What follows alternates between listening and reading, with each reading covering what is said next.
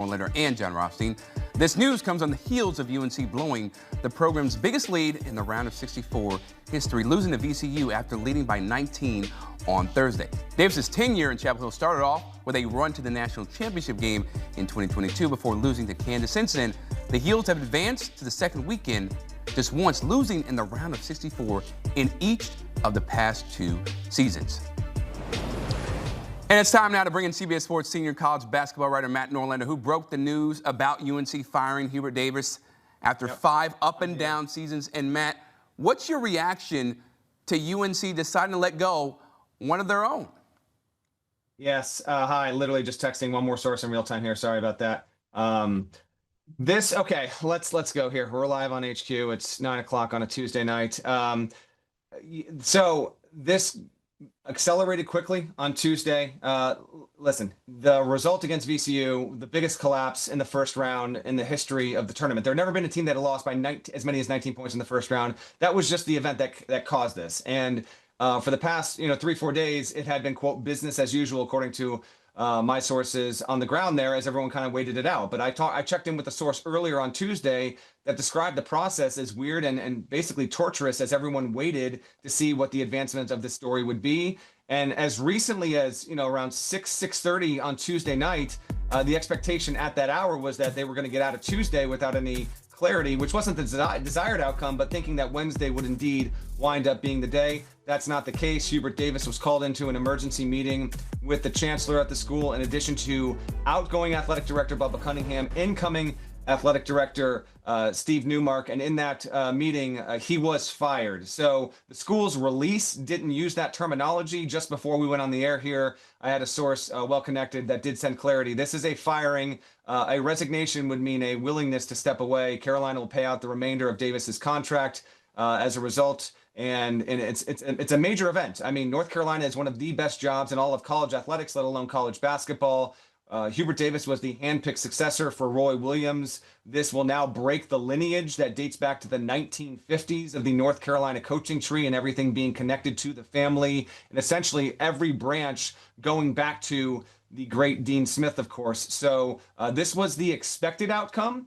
The cadence and the timeline in which it took place was not quite that predictable. But here we are, and amid the din of the NCAA tournament comes a headline just as noisy as just about any on-court result leading up to the Final Four, and that is a changing of the guard at one of the blue blood programs in college basketball. And Matt, this season, right, it started out so great for UNC. Caleb Wilson, one of the best freshmen, one of the best players, period, in the nation. But then he gets hurt out for the season, and they lose to VCU the way they did. Why did they decide to make this decision when somebody could say, well, okay, he didn't have his best player, against VCU, so maybe we give a guy, right, who has all these ties to the program another year? Yeah, so I think part of the reason why this took maybe an extra 24, 48 hours than what people might have been expecting was, well, 2 factors. One, yes, the losing streak, Carolina losing 3 in a row is something that basically almost never happens to end a season. Caleb Wilson, I talked with the source earlier on today that basically said, if Caleb Wilson doesn't get hurt, we are not having this conversation. And I completely agree with that. It's highly unlikely UNC would have lost to Clemson in the first round of the ACC tournament and blown that game against VCU if Caleb Wilson was on the roster and able to play. He wasn't, and so here we are, but that's now the what-if game. And in the broader, bigger picture, there were some high moments under Hubert Davis. The unexpected run to the title game as an 8 seed in that same season, ending Mike Krzyzewski's career both at Cameron Indoor with an upset win and in the Final Four, one of the most epic games in any college rivalry we've ever seen. But there was also the preseason #1 ranking that led to a non-invite to the NCAA tournament, the only time that we've had a school be preseason #1 and not make the tournament. They were 1 seed a couple years back. That was great. Didn't make it to the Final Four. They barely got into the tournament a year ago, got into the first 4, couldn't get out of the first round. And then here, for the first time ever, we have Carolina with back-to-back losses in the first round. So there's a lot of context and a lot of consideration into why we got to this point. I'll also add just a couple more details here. The money that needed to be rallied in order to make this coaching change, bring on another coach, I mean, it's a lot of money. And as sources continue to tell me, we think we can get there, but we are burdened by so much with football and Bill Belichick. And if you want to be competitive in the NIL space and you bring in a new head coach, you got to be north of $10 million easily in this upcoming cycle. So North Carolina and its leadership clearly believes that it can get there, but there were pushes to keep Hubert Davis. Outside of the obvious, like Roy Williams, you would know Roy would want him to be there. And we even saw, Larry Brown have a public statement. I was told Michael Jordan had conversations with people at the program about what he may or may not be able to do to help advance this and keep Hubert on the job. Ultimately, that didn't happen. It had passed the point of no return. The fan sentiment entirely against Hubert Davis. They see North Carolina as one of the very best 2, 3, 4 programs, period, in the sport. And they want to be at a level where every single season they are competing to make Final Fours. Every single season they are finishing top 2 in the ACC. That standard had not quite been met by Hubert Davis. And I also think his press conference and how he handled that in the midst of what was obviously a shocking loss against VCU did not help him. And so no one wanted to be in the spot, but we are in the spot nonetheless. And now a premier job is available for the taking. And speaking about this being one of the premier jobs in all of college basketball, how do you expect, because as you mentioned in your reporting, for the first time in 74 years, they're going outside of the family. What are you expecting, what are you hearing, at least right now, in terms of candidates who could be on that short list to get the UNC job? Yeah, I've been talking with a few sources here going back about 5 days now, and here are the names you need to know for North Carolina, as has been told to me that the school and its leadership will be initially targeting. Brad Stevens, yes, that Brad Stevens, he is on the list. Whether or not he would seriously consider this remains a very, very, very open question. There's a lot of skepticism that he would even consider it. However, I did talk to a source about Stevens in the past week, and that source did say that, internally, Stevens has not swore off ever coaching again. It's not like he left the sidelines with Boston to go into the front office and he'll never do it again. But if he wants to coach again, like almost any NBA job that he would want, he could get. That being said, it's Carolina, and the point is whether he's going to do it or not, North Carolina is going to ask him if he will be their head coach, and he is the number 1 person on the list. You move along from Brad Stevens, and then you get to Tommy Lloyd at Arizona. Apologies in real time, I'm getting a call from a source. Tommy Lloyd at Arizona. You move to Dusty May at Michigan. Iowa State, TJ Otzelberger are 3 big names. Maybe we float into the Todd Golden or Nate Oates realm. I'm told those names wouldn't be as high on the list as the names that I gave you. Lloyd, May, Otzelberger, I think are the 3 primary ones with college coaching experience and are active right now. And then also a name you don't see on this list is another name, Billy Donovan. I'm told Billy Donovan, for the first time in a long time, would at least be open to potentially discussing this if he is indeed courted. We'll see if North Carolina chooses to pursue him. There's been some noise recently about whether or not Billy Donovan would opt to step away from his job with the Bulls or not. But when you consider his track record, consider the lessons and what he's learned and gotten better at the NBA level too as well. So in a nutshell, I do think Stevens, Donovan, NBA ranks, and then Tommy Lloyd, Dusty May, TJ Otzelberger. I think that's a strong 5 to start with. It's North Carolina. If this job still is clearly, undeniably one of the 3 or 4 best in college basketball, then I think it lands one of those 5 names at some point in the coming week or two. If they land one of those 5 names that you mentioned, Matt, are you expecting North Carolina to stay on that upper tier or get to that upper tier where they are competing for Final Fours and national championships year in and year out, and they're not missing the tournament right after being ranked preseason number 1? They're not losing in the first round in embarrassing fashion? You would think, nothing is promised in the current age. We now live in an era where Indiana football has completely turned the dynamics of college football on its head, and nothing is assured or nothing is promised to anyone. You look at the dysfunction that's happened, say, in LSU football, right? You look at how things aren't as stable or as flourishing as they'd like them to be at Kentucky. So, yes, it should, and if it gets a coach worth their salt and can get it done, yes, the North Carolina should be able to return steadily and consistently at the top of the sport. That, when you boil it all down to it, because this is going to be a huge logistical lift, but they're going to try and bring in someone that can quite literally, they believe, win national championships. So I do think that is certainly possible. And I do think that North Carolina, as a function of where we are in this year's cycle, what candidates could be open, some are going to be more affordable than others, by the way. Tommy Lloyd's buyout is still fairly significant. Dusty Mays is also relatively decent. I think Otzelberger has the lowest of those 3 in the college realm. I do think that Carolina will have more success here and it swings than maybe particularly. Like Mark Pope wasn't the first choice at Kentucky. They went after Dan Hurley. He said no. They went after Scott Drew, who was a big name. He said no. They went after Billy Donovan. He said no. I think Carolina will have more success here. Kind of speaks to the brand. Those colors they run deep and are viewable from across the country. So we'll see how this develops. The twist in all this, though, is that their preferred target could be coaching quite literally into the Final Four national title game. So if that winds up being the case, this might be a story that we're living with for more than 2 weeks. All right, now just one more question for you, Matt. When you think about this UNC program, all the great players that have played for them, and just the current environment, how do you think the players are going to react to this, both current players and also the alums? Right. Well, I was told the players were informed at 9 p.m. Eastern on Tuesday. So actually, the news on our end at CBS Sports broke before the players had all assembled in the same room and were delivered that message.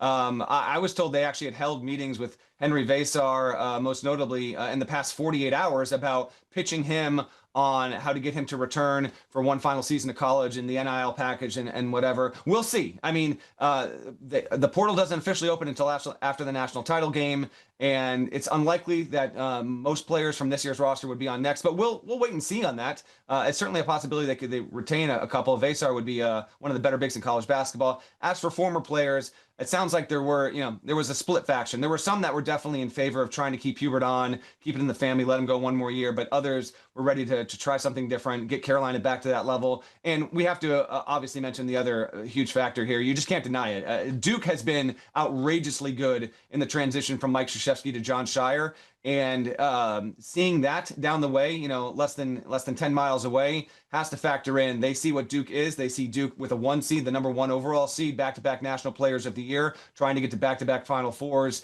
and they need to stay level, punching level with Duke here. And so the goal will be to get a coach that can have an above 500 record against Duke and get them back on level footing. Because in recent days, recent years, that has changed. Hubert Davis is out as UNC's head coach after 5 seasons. Matt Norlander breaking the news here right on CBS. All right, time now to bring in my man, Andrew Jones, for 24/7 Sports Tar Heel. And Andrew, when you think about all this coverage, right, when it came to Hubert Davis and the smoke, the rumors, it almost felt like a matter of when, not if. What's your reaction to this news that Hubert Davis is gone as UNC's head coach? 100%. It was a matter of when, not if. I knew on Friday, people very, very close to the situation, close to him, are like, I don't know how he can recover from what just happened, because so many things were kind of unearthed during that meltdown against VCU. And subsequently, in the last several days, I've talked to numerous sources in the program, people that know Hubert, just vetting everything that I can. And there wasn't one person I spoke with that thought this was going in a different direction. I found out Sunday that he was fired, and they were working on maybe a way to present this differently, and it didn't work out. It's unfortunate that the terminology has to be fired. I think people want it to be different, but that's the way it is now. And they had to go ahead and get this out there because they've got to conduct their national search now. And they were getting a lot of pressure, too, from back here, with a lot of people saying, hey, when's this going to happen?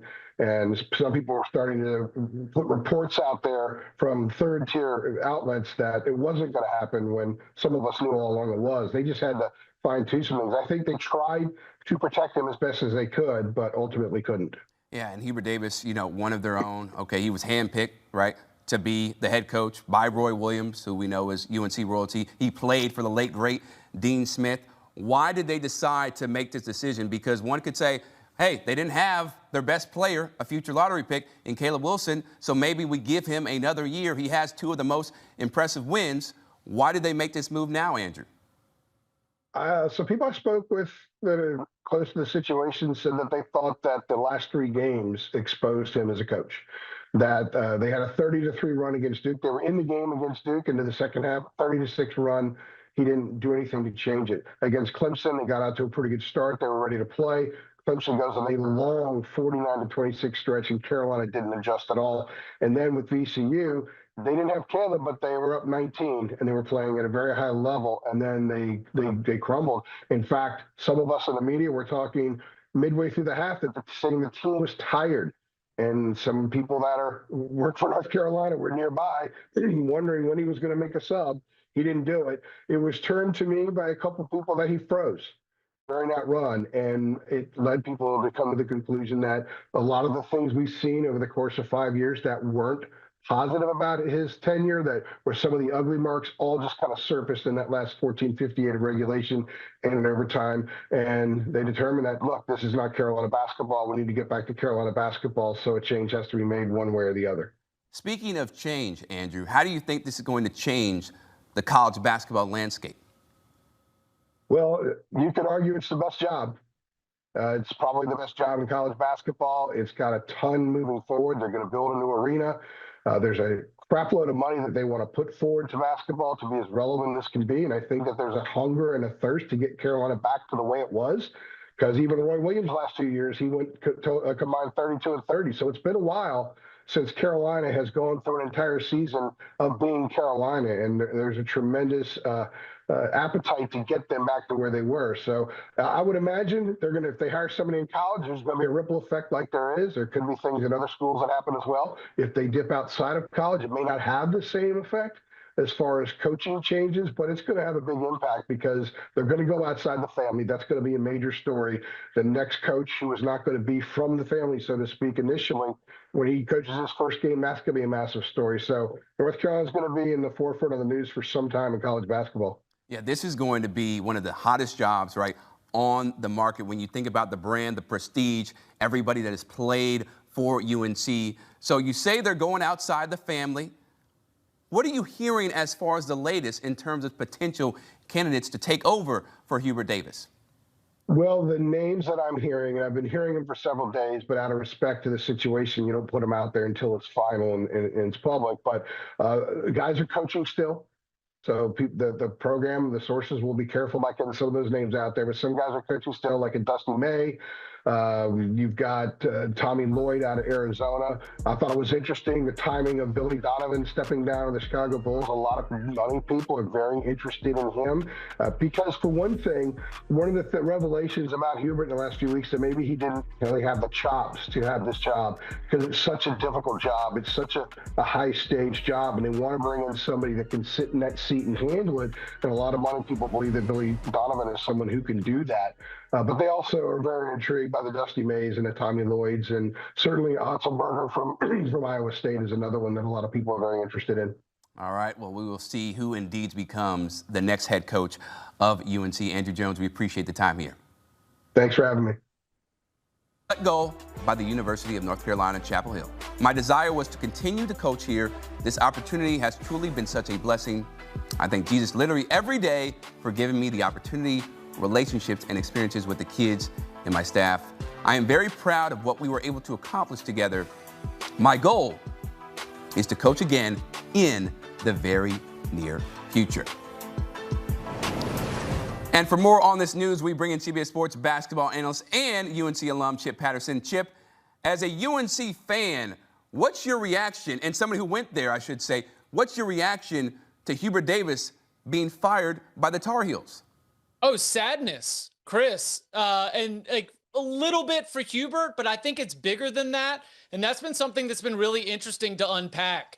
This is very likely the end of the Dean Smith era, that after multiple head coaches, Dean Smith to Bill Guthridge to Matt Doherty to Roy Williams, all the way to Hubert Davis, all of these coaches, they have combined for more than 1,600 wins. They have combined for 5 national championships. They have covered 65 years of North Carolina basketball. They have defined the program, Chris, and very likely this is over. I mean, the Carolina family is a real thing. The connection of former players, even student managers, runs very deep and extends decades beyond your time in Chapel Hill. And keeping that head coaching position in the family was a high priority when Roy Williams retired. And that's why Hubert Davis got this job. And look, what he has done with this job by many college basketball standards would be fine, because a 5-year analysis of Hubert Davis's time shows a top 15, top 20 level program, right? You mentioned some of the NCAA tournament successes and failures. Overall, they've been probably the second best program to Duke, but maybe the 15th to 20th best program nationally. This firing, and remember, this was not a resignation because Hubert kept coming to work. This firing is North Carolina saying that there needs to be some accountability because those results are not good enough, that North Carolina basketball will not settle for top 15, top 20 caliber. They want to be one of the best programs, one of the healthiest programs in the entire sport, and that's why they've got to make this move. That's why they have to force the hand, start the search, and prepare thinking about North Carolina basketball's future. And before we get to the search, Chip, when we think about his firing, I mean, this is a guy who had UNC in a great position to start the season, right? I know there was some noise about him, but Caleb Wilson, I should say, was one of the best freshmen in the nation. He goes down for the season. Do you feel like we're having this conversation if they lose to VCU with Caleb Wilson? Great question, Chris, but I think that you need to back up and also include the one-and-done showing against Clemson in the ACC tournament. You need to back up and you need to look at how Duke absolutely blew North Carolina's doors off in the opening frames of that game in Cameron Indoor Stadium. I think you need to look at the fact that the inconsistencies that you saw, not just from game to game, but even within the context of a game, became consistent. That the meltdown against VCU was historic, yes, but for North Carolina fans, it was familiar. It was familiar in that this was a team, Wake Forest walked them down earlier this year in a win that was closer than it probably should have been. Syracuse tried to walk them down in a win that maybe didn't quite represent the way the game was at one point. This year's team really had trouble with lapses, and whether it was the lapses of your focus, whether it was lapses of your adjustment, a lot of that can come back to the coaching. A lot of that can come back to the head of the food chain. And that's why I think you can look at this and say, all right, we can plug in Caleb Wilson, Seth Trimble's arm injury, Henry Vasar missed some time as well. Hubert Davis himself has mentioned how few games North Carolina had this season, 100% healthy. But teams, even without Caleb Wilson, should be able to close out a 19-point second-half lead, or even having that thing at double digits at the under-16 media timeout. I think that the inconsistencies that you saw with this North Carolina program over the last half-decade ultimately ended up defining a lot of how North Carolina, stakeholders, boosters, supporters really felt about it. And that was the tough calculus of this. And I know you had Matt Norlander on here earlier, and his reporting, really showed a picture of a group that was so hurt, not just by the performance against VCU, but by Hubert Davis's inability to represent the program and explain what happened in the post-game press conference. The fact that you had millions of dollars that was on the bench as Hubert Davis only had 6 players playing during the meltdown, not trying to mix things up. I mean, Kyan Evans was a high-quality recruit coming out of Colorado State from the transfer portal. I'm sure that was an investment that somebody, helped provide for. And guess what? Kyan Evans played 4 minutes in that game.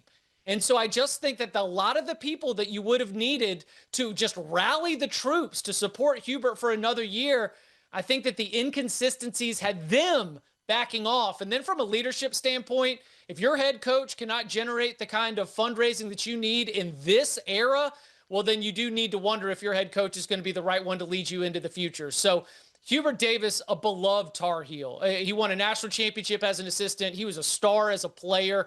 The way that he was able to continue on traditions of Coach Smith and Coach Williams were something that a lot of North Carolina people within the community really appreciated and adored, sincerely adored. But those results, if you care about the program more than you do about the tradition, well, then you understand why they're going in a different direction. Right, because it wasn't just, the VCU loss by 19 to bring up the Clemson game. How about going back to 2022, after they beat Duke, ending Coach K's career, He beat Coach K at home at Cameron. They lose to Kansas after being up by 15. So to your point, that inconsistency really was his calling to be fired. Not his calling, but it was something that really spelled the end of his tenure. So now that he is out, Chip, what do you think? Who would you like to see as the new UNC head coach? Because there are a lot of hot names out there, brother. Chris, it's late on Tuesday when they decided to drop this, so you're going to get honesty. You ready for some honesty? I've got scars from the football search, right? I mean, that was such a clunky process with warring factions within the UNC community. Nothing is more important to get this right than to make sure everyone's pulling on the rope in the same direction. North Carolina basketball is a very different job than North Carolina football, so you're going to get a different response from potential candidates. I know that they're already have announced officially they're using Turnkey as their search firm. That will be your mediator to help narrow a huge list down to a couple finalists. But if they don't have the number one buzzword in all of college sports, alignment, if North Carolina does not have alignment, then no matter who they hire, it's not going to be easy during those first months, because I mentioned earlier how this is going to be the first time really breaking outside of the family in more than 6 decades of Carolina basketball. There's probably going to extend beyond Hubert Davis or even his assistants. You know, there's going to be a real tough decision-making process for the next head coach and for everybody around that program about how you are going to make changes or what you are going to keep the same. This leadership, and I mean everybody, university president, an incoming athletic director, Steve Newmark, an outgoing athletic director, Bubba Cunningham, the board of trustees, everybody has to be on the same page and pulling in the same direction, because the way that the board and the athletic department and the university chancellor were all on different pages during the football search doesn't give me, and I'm speaking only as an alum here, doesn't give me the most confidence, but I do have hope that lessons can be learned. I do believe that North Carolina basketball is a different job than North Carolina football. So who it is, there are so many good names.